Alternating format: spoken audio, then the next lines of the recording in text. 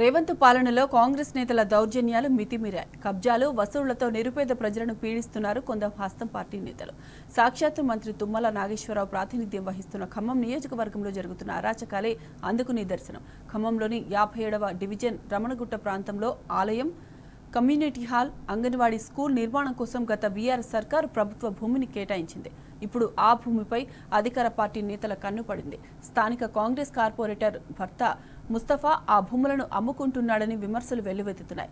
GO 59 ముసుగులో పట్టాలు చేసి సొమ్ము చేసుకుంటున్నాడని స్థానికులు ఆరోపిస్తున్నారు. ఈ నేపథ్యంలో ప్రభుత్వ పెద్దలు జోక్యం చేసుకుని తగిన చర్యలు తీసుకోవాలని ఖమ్మం బీఆర్ఎస్ నగర అధ్యక్షుడు పగడాల నాగరాజు డిమాండ్ చేశారు. మంత్రి తుమ్మల వెంటనే స్పందించి బాధ్యులపై కఠిన చర్యలు తీసుకోకపోతే ఆందోళన బాట పడతామని ఆయన హెచ్చరించారు. ఉన్నటువంటి కార్పొరేటర్ ఎవరైతే ఉన్నారో ముస్తఫా, రఫీదా బేగం కార్పొరేటర్, అతని భర్త ముస్తఫా మరి యథేచ్ఛగా ఈ ప్రభుత్వ స్థలాన్ని మాత్రం అమ్ముకోవడం జరుగుతూ ఉంది. అక్కడికి పోయి మనం ఇప్పుడు ఆ బేస్మట్టం గట్టే దగ్గర పోయి అడిగితే మాకు ఫ్రీగా ఇచ్చిండు, అది ఇచ్చినాడు. కానీ పట్టాలు తయారు చేసి 59 జీవో పట్టాలు తయారు చేసి యథేచ్ఛగా ఇక్కడ ఉన్నటువంటి గవర్నమెంట్ స్థలాన్ని పబ్లిక్గా అమ్మేస్తూ ఉన్నారు. గత నెల రోజుల నుంచి ఇవన్నీ కూడా పెద్ద పెద్ద బండ్లు పెట్టి, కంప్రెసర్లు పెట్టి, రాళ్లు బలగొట్టి లెవెల్ చేశారు. ఇది ఈ విధంగా ఈ ప్లాట్లు చేసుకోవటం. అక్కడ పోయి అక్కడ మన ఎన్ఎస్పి కాలువ పక్కన ఎన్ఎస్పి ల్యాండ్ ఉంది. ఆ ఎన్ఎస్పి ల్యాండ్ని ఆడ కూడా దాదాపు ఒక నెల నుంచి క్లీన్ చేసి మొత్తం ఇక్కడ కమ్యూనిటీ హాల్ కడుతున్నా, నేను హాస్పిటల్ కడుతున్నాను, ఈ అంగన్వాడీ సెంటర్లు కడతాను అని చెప్పి అక్కడ చెప్తా ఉన్నాడు. దాన్ని కూడా క్లీన్ చేసి ఈయనకి ఏం రైట్ ఉందని క్లీన్ చేస్తాడండి? చేస్తే ప్రభుత్వ అధికారులు చేయాలి, గవర్నమెంట్ చేయాలి. నువ్వు ప్రజాప్రతినిధివి, ఇక్కడ కార్పొరేటర్ నీ భార్య, నువ్వు పోయి అక్కడ పోయి నేను ఇష్టం వచ్చినట్టు గవర్నమెంట్ స్థలాల్లో క్లీన్ చేస్తా అంటే ఇది చట్టం మరి కాంగ్రెస్ ప్రభుత్వానికే వర్తిస్తుందా అని చెప్పి నేను ఆలోచన చేస్తా ఉన్నాను. ఇక్కడ ఉన్నటువంటి స్థానిక శాసనసభ్యులు, మంత్రివర్యులు తుమ్మల నాగేశ్వరరావు గారికి మేము ఒకటే విజ్ఞప్తి చేస్తూ ఉన్నాం.